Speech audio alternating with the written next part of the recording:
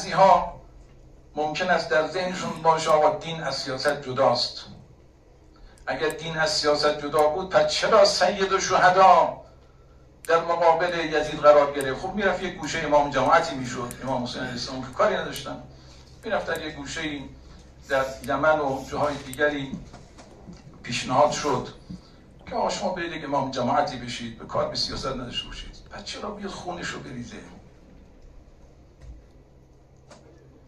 اگر اینو کاری به سیاست نداشتن پس چرا حاکمان اموی و عباسی جان اینها رو میگرفتن و شهید و تحمل نمیکردند؟ اگر به سیاست کاری نداشتن که برای او ضرری نداشت. برای حاکم عباسی که ضرری نداشت، کار به سیاست نداشت. و این که شهید میکردن و تحمل نمیکردن امامان معصوم رو، چون کاری به سیاست داشتند. پس اگر دین از سیاست جداست، پس چرا ما قصه میخوریم برای امیرالمومنین؟ خب امیرالمومنین تو خونش نشسته بود دیگه، چرا اینقدر برای مظلومیت علی اشک بریزیم؟ اون حضرت در خانش دیگه بود، پس چرا ما این همه داد و فریاد میزنیم اگه دین از سیاست جداست؟ خب برای امیرالمومنین باید قصه بخونیم. حضرت تو خونه نشسته بودن دیگه، نمازشون رو داشتند، عبادتشون رو داشتند، کار نخل کاری در باغات و مزرعه های مدینه رو داشتند. چرا ما قصه میخونیم که در اون 25 سال حضرت میفرماد که اون چنان من گذراندم مثل کسی که خار در چشم و استخوان در گلو. خب اگر به سیاست کار نداشتن چرا استخوان در گلو باشه؟ میگفتن آقا ما ربطی نداره. این حرف بی ربطیه که دین فقط برای یک نماز ساده و احوال شخصی نیامده. دین برای ساماندهی دنیا و آخرت انسان آمده. بله یک زمانی ما نمیتوانیم، خیلی خوب، امام صادق علیه السلام نمیتوانستند، اون بحث دیگری است. نمیتوانستند در خیلی از جاها مسلمان ها نمیتوانند. خب بله نمیشود. او وظیفه از کردنشون ساقطه. کسی به امام صادق علیه السلام ایراد نمیتواند بگیرد. کسی به امام باقر علیه السلام نمیتواند ایراد بگیرد. در توانشون نبود. امام سجاد علیه السلام در توانشون نبود. او یک بحث دیگری است.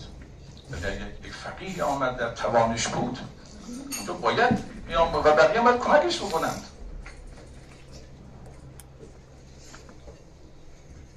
بنابراین معنای ولایت فقیه یعنی حق زمامداری در زمان عصر غیبت مال فقیه. همین. اینو کی منکره از فقها که بگه نه اگر یک جایی زمامداری هم پیش آمد حق فقیه نیست، این باید یک عامی بره زمامدار بشه؟ همین چیزی رو شما در عصر غیبت اگر سراغ دارید من به شما جایزه میدم. کسی ولایت فقیه رو کسی منکر نیست. بله ممکن است افرادی به خاطر جهات سیاسی و وابستگی به انگلیس و وابستگی به جاهای دیگری، چون اونا ضربه خوردن از ولایت فقیه، اگر از روز اول انقلاب تا امروز ولایت فقیه نبود، همون روزهای اول انقلاب شکست خورده بود. این ولایت فقیه که میلیون ها چشم دوخته شده بهش که حرف او را حجت میدانند، این اقتدار ایجاد کرده در کشور ما. در کشور ما اقتدارمان با ارتش نیست، اقتدارمان با ولایت فقیه. این رو آمریکایی‌ها میفهمند، میدونند. اونا به این نتیجه رسیدن که باید ریشه ولایت فقیه رو باید بزنن. نمیشه کار دیگه کرد اگه بخواد انقلاب شکست بدن. لذا در سوشل میدیا الان میبینید که چقدر حمله به رهبری. خب این حساب شده است. این اتاق فکر دشمن داره این کار انجام میده. اونا میفهمن که توی کشور میتونن تو رئیس جمهور نفوذ بکنن، تو وزرا نفوذ بکنن، تو مجلس نفوذ بکنن، توی ادارات نفوذ بکنن، اما تو اون ولایت فقیه نمیتونن نفوذ بکنن. اونا میفهمن.